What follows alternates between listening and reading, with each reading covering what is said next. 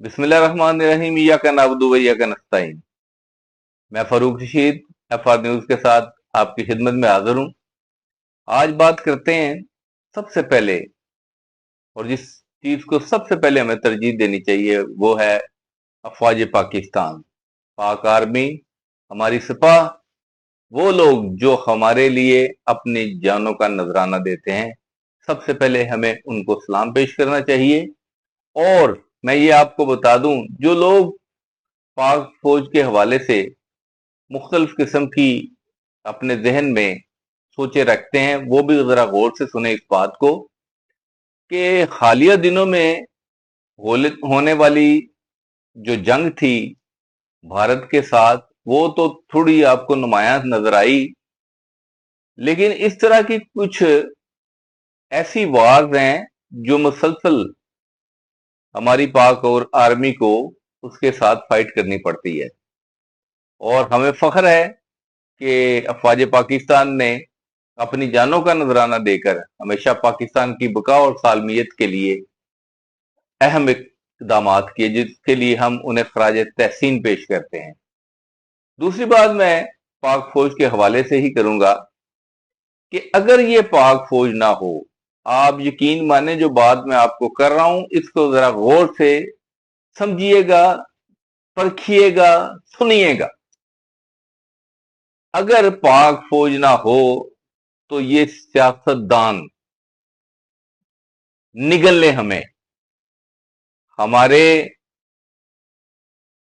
हक तो छीन लेते हैं ये लोग, लेकिन आप यकीन करें ये आपकी जिंदगियों को और अजीरन बना दें।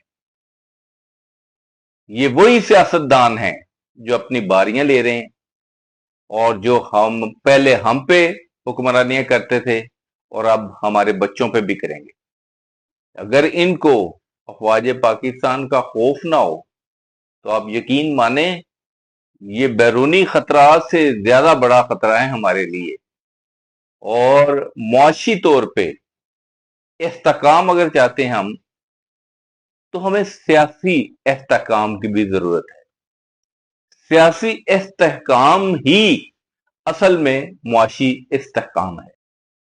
पॉलिटिकल स्टेबिलिटी, शफाफ इलेक्शन जब तक नहीं होंगे तब तक मुल्क में कभी भी कोई हुकूमत ऐसी नहीं आएगी जो अवाम की ताकत से आए।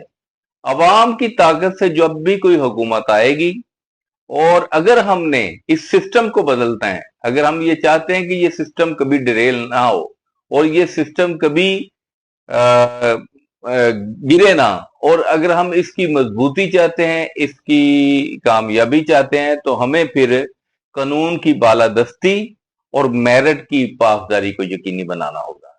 और ये तभी मुमकिन है जब हम उन नुमाइंदों को आगे लाएं जिन्हें वोट से मुंतखब करती है अवाम। और जब ये वोट से मुंतखब होते हैं तो इन्हें किसी भी गैर जरूरी कुव्वत के जरिए इनकी हुकूमतों को ना गिराया जाए, और बल्कि इनके टन्योर को पूरा किया जाए, ताकि अवाम की बेहतरी के लिए जो मंसूबे हैं वो पाया तकमील तक पहुंच सके। मैं यहां बात ये करना चाहूंगा कि हमें बहुत बार ये सुनने को मिलता है कि एस्टेब्लिशमेंट और सियासतदान एक पेज पे हैं। मैं कहता हूं ये बात हमेशा मुस्तहकम हो सकती है अगर हम अपने ये 3 कानून जो हैं इनको देख लें कि इलेक्शंस में शफाफियत रखें, ट्रांसपेरेंसी रखें और कानून की बालादस्ती को यकीनी बनाएं। और मेरे ख्याल में मेरिट की पासदारी जो है ना, अगर वो हम यकीनी बना लेंगे तो कभी भी कोई भी हुकूमत जो है ना वो इस तरह मेरा ख्याल है नाकाम नहीं होगी, और कोई भी वजीर दाखिला इतना मायूस नहीं होगा जितने कि मोहसिन नकवी दिखाई दिए। मोहसिन नकवी साहब एक बड़े ओहदे पे हैं और उन्होंने मौजूदा हुकूमत का जो चेहरा हमें दिखाया है उससे यकीनन बहुत सारे सियासी हलकों में और मेरा ख्याल है कि कुछ पढ़े लिखे लोगों में भी ये परेशानी की लहर मजीद दौड़ी होगी कि आने वाले दिनों में پاکستان کے سیاسی حالات کیا ہوں گے۔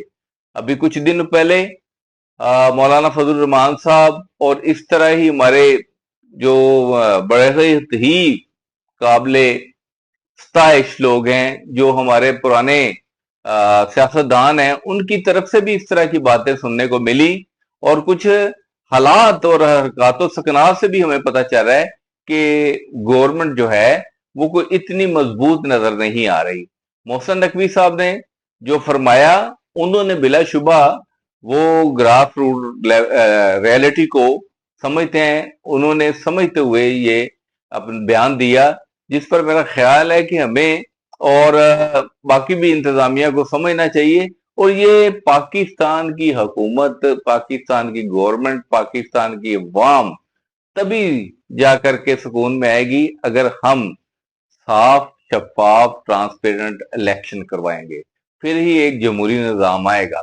اگر اس طرح نہیں ہوتا تو میں نے پھر وہی بات دہرانی ہے کہ پاک آرمی، افواج پاکستان اگر ان سیاستدانوں پہ اپنی گرفت نہ رکھیں تو شاید یہ ایک اژدہا کی طرح ہمیں نگل لیں۔ ملتے ہیں اگلے ولاگ میں۔ اللہ حافظ۔